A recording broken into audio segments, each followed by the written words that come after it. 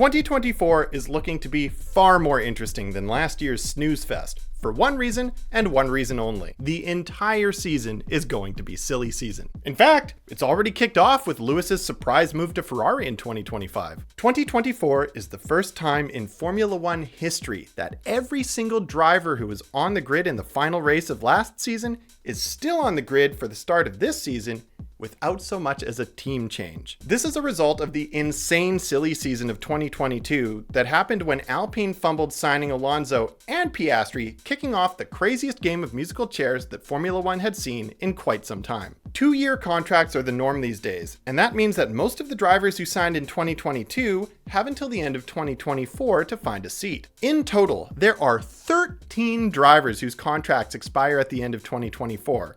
And for that reason alone, this is going to be an exciting season. Drivers always want to sign when their stock is highest, so even if Red Bull and Max dominate 2024, more than half the grid is going to be doing their best to impress so they can lock in the best possible seat for 2025 and onwards. Now, with all that in mind, let's take a look at all of the drivers and seats that will be available in 2025 and try to figure out who will end up where. Let's start with the hottest news.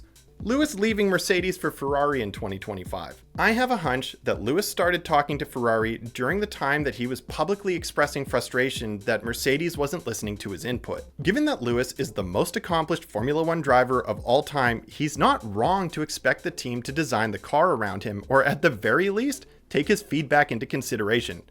I honestly doubt he's going to get that at Ferrari, but at the very least, Ferrari's been pursuing a successful design concept, while Mercedes is 2 full seasons behind everyone else because they chose to pursue a dead-end design. It's also entirely possible that he just drove the W15 once and was like, I'm out. He seems to have a sixth sense for this, having jumped ship from McLaren right before they fell off a cliff, and it's possible that's what he's sensing at Mercedes. Either way, that does leave an open seat at a team that most drivers would kill to be on. Meanwhile, I'm sure George is ecstatic. He's still contracted to 2025, and it's been his dream ever since he was a little boy to be lead driver for Mercedes, but he may not be so lucky.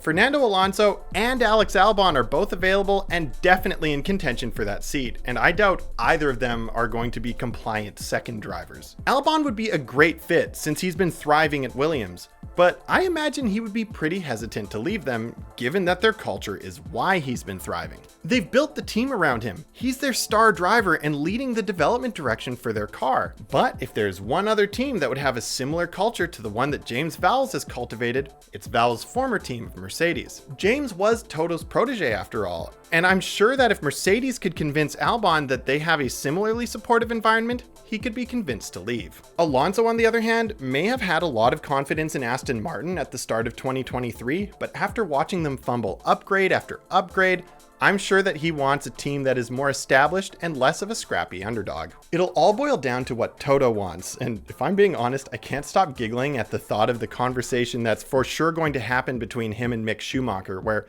Toto has to explain that even though he represents Mick, and even though he's the one who decides who gets that second seat, he still won't put him in it. I do, however, think Mick will find his way back to the grid, and let me explain. There has been a lot of coverage saying that both Alpine drivers want to leave, and I do think that they will both end up leaving, or at least Pierre Gasly will. Ocon is fast but toxic, so I can't imagine any other team would want him. I know Alpine likes him because he's a French driver for the French team, and he may reluctantly re-sign while Mick Schumacher picks up the second seat, because the only drivers who want to drive at Alpine are the ones whose choice are Alpine or no seat at all. I imagine Toto is trying to orchestrate this so he can get Mick off his back about the Mercedes seat and demonstrate some value as his representation. But where will Gasly end up? Williams already had a great experience with a former Red Bull driver, so I can see them being willing to take on another. It's also possible that Logan Sargent doesn't get another contract after 2024, and if he doesn't, I can't see him getting another drive anywhere in F1. And if that's the case, there's another open seat for Pierre. If Albon doesn't leave Williams, it's probably because Fernando got the Mercedes seat. And if that's the case, I could also see Pierre Gasly making the leap to Aston Martin. Aston's already doing better than Alpine, and it's pretty clear that everyone who goes to Alpine sees they're not serious about winning and wants out immediately. Speaking of not being serious, we've got Haas. both of their drivers' contracts expire at the end of 24. And I can't see Magnussen having any better options in front of him after Hülkenberg so thoroughly outperformed him last year. Hülkenberg clearly wants out, but as I understand it, Haas exercised their option to keep him for a second year because they wanted him so bad, even though he wanted to go anywhere else. I think Hülkenberg is a solid contender for any of the seats, even the Mercedes one. As I understand it, he didn't get the seat in 2017 after Rosberg retired because he had just signed for Renault. So obviously there's some good blood between him and the Mercedes leadership.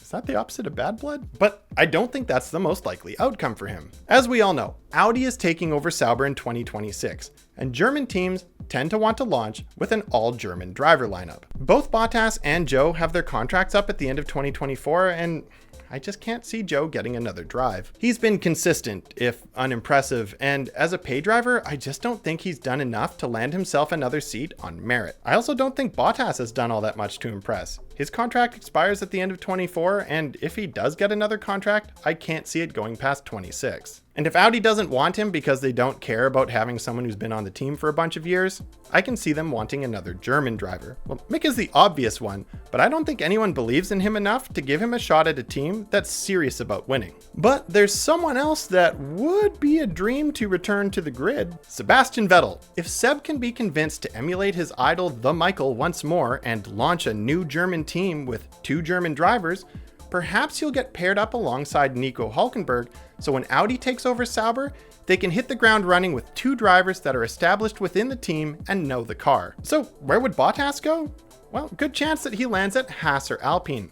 Valtteri just doesn't seem all that serious about F1 anymore, kind of like when Kimi Räikkönen said that F1 was just a hobby for him. So I can see him ending up at one of the teams that also treats Formula One like a hobby. So you may have noticed by now that I haven't mentioned Carlos Sainz or either of the Visa Cash App Racing BS drivers. 3 solid drivers who all deserve a shot with a team that's serious about winning. I think it's pretty obvious that Daniel Ricciardo is a shoo-in for the Red Bull seat, and may even have it before summer break if Red Bull's past actions are any precedent. Yuki's drive has been largely thanks to the support he receives from Honda, but he's good enough to make it on his own merit. That being said, with Honda set to partner Aston Martin, I've got a hunch that Yuki's going to end up there taking Alonso's seat if he jumps ship, or more likely, taking Lance Stroll's seat when Lance chooses to go to another series or ends up in tennis, which was a rumor at one point. As for Carlos Sainz, I can see one of 3 things happening. If Audi can't get Seb back out of retirement, a lot of people have been speculating that Carlos Sainz would head over there to lead the team, and I think that's a pretty obvious one. Other people have covered it, so I'm just going to breeze past it. But I also think it's possible that Lando Norris might end up making a shock move to Red Bull because he does have an exit clause saying that he can leave for a better performing team, and Red Bull has expressed interest in Lando, and Max has even said that he would love to have him as a teammate. And then McLaren would have an open seat. McLaren's goodbye video to Carlos Sainz when he left to Ferrari was essentially a love letter, so I imagine they would welcome him back with open arms. Or, and I think this is also pretty likely, Red Bull sells off their second team, and that's where Carlos Sainz lands. It's been pretty clear to me that ever since Red Bull founder Dietrich Mateschitz passed, Red Bull's ownership has seen their second team as a cost to be cut and a cash cow to be sold. They've been making clear steps towards increasing the value of the organization before selling. They've stopped putting junior drivers in their cars, they're insisting they get more competitive, they're reducing the cost of development by buying as many off-the-shelf Red Bull parts as they can, and they've sold their soul by whoring out the naming rights of the team to the highest bidders, even when those high bidders choose the worst name in Formula One history. I've got a hunch that a large part of why Formula One management rejected Andretti's bid to enter is because there are 2 teams that are hoping for a big payday in the form of a buyout, and one or both of them are trying to drive up the value of their own team by creating scarcity in the form of keeping new entrants out. Those teams are Haas and whatever the hell you want to call Red Bull's second team. Gene Haas is a rival of Andretti in most of the American racing series, and I can see him not wanting to sell to him just out of bad blood. But it's also possible that he would be willing to sell to Andretti for an inflated price as the ultimate screw you. Red Bull, on the other hand, has a world-class team and the ability to pick any driver they want for their lineup now that they have a history of winning. They don't need a whole second team just to bring up junior drivers anymore. Why would they put all of this time, money, and effort into developing young drivers when someone else can develop them and Red Bull can just take them for themselves once they decide they're worthy? Red Bull shareholders, like all shareholders, always want a big payday, and I can see them lobbying behind the scenes to keep Andretti out so they can demand an exorbitant sale price for their table scraps. Andretti is already developing a car, so they're going to be getting increasingly more desperate to buy in. And when they do, they're going to want to have good, proven, reliable drivers in their car. If Danny doesn't get a seat at Red Bull, Andretti will certainly want him because he's so popular stateside. He's basically an honorary American at this point. And if Danny Rick isn't available, I can see Andretti wanting to put an American in one of their seats alongside an experienced driver with a history of performing in F1. A perfect description of Carlos Sainz Jr. If you're gearing up to watch 2024, these are the storylines to watch unfold. If you're only interested in seeing who wins, you may want to go back and revisit an older season, in which case you're going to want to watch this video where I show you how to watch old seasons in better quality than the original broadcasts.